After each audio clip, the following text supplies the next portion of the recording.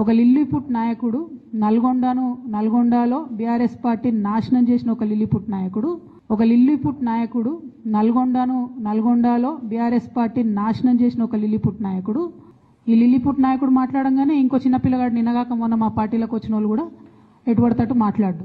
నేనేమంటున్నా అంటే అనుచితమైనటువంటి వ్యాఖ్యలు ఒక ఇంటి ఆడబిడ్డగా నా మీద చేస్తే యావత్ తెలంగాణ బాధపడి అనేక మంది ఎక్కడికక్కడ డైరెక్ట్గా రియాక్ట్ అయ్యారు. మరి ఏమైందో ఏమో నాకు తెలియదు, కానీ బీఆర్ఎస్ పార్టీలో ఉన్న అన్నదమ్ములకు వాళ్ళు మాత్రం ఎవరు రియాక్ట్ కాలేదు. ఎందుకు కాలేదు అన్నటువంటి విషయం ఒకటి ఆలోచించాలి.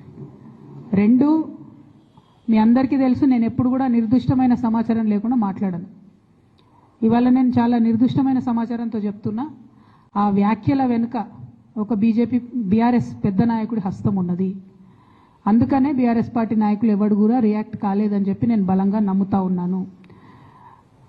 ఆ కుట్రలు చేసిన పెద్ద నాయకులు ఏమనుకుంటున్నారంటే నా దగ్గర ఎవరో 10 మందిని పెట్టి నా దగ్గర జరిగే అంశాల సమాచారం ఎప్పటికప్పుడు తీసుకుంటున్నామని చావు తెలివితేటలు ప్రదర్శిస్తున్నారు. కానీ ఆ బాగా పెద్దగా ఉన్న నాయకుడికి అర్థం కావాల్సింది ఏంటంటే అక్కడేం జరుగుతుందో కూడా నాకు సమాచారం వస్తూనే ఉంటుంది. సో మీరు ఏ టైంలో ఎవరిని కలిశారు, నా మీద వ్యాఖ్యలు చేయడానికి మీరు ఎవరిని ప్రోత్సహించారు, మీరు ఎంత కింద స్థాయికి దిగజారి ఒక ఆడబిడ్డ మీద అటువంటి వ్యాఖ్యలు చేయించారు, ఇవన్నీ కూడా నేను చూస్తున్నా, గమనిస్తున్నా.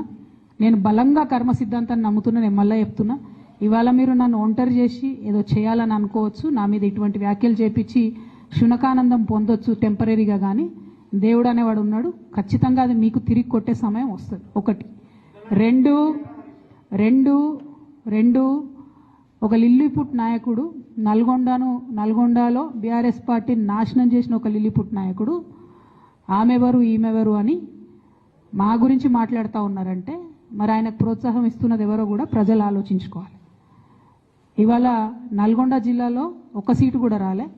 ఆయన సీటు సావు తప్పి కన్నులొట్టవైన చందంగా చివరి నిమిషంలో అనుకోకుండా గెలిచినటువంటి సీటు.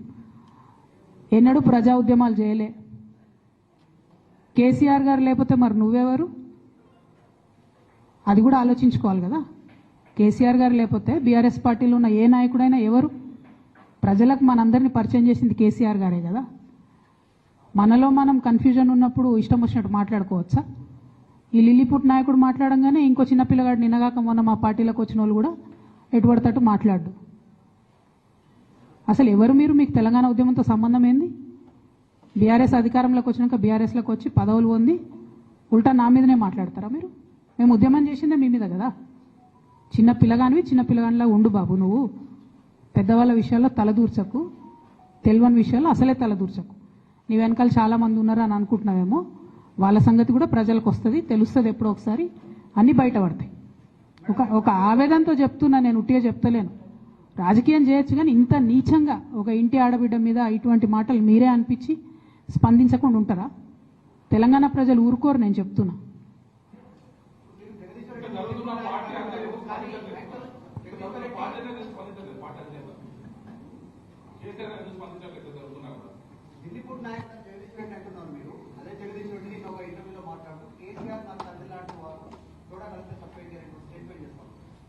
నేనేమంటున్నా, కేసీఆర్ గారు నాకు తండ్రి.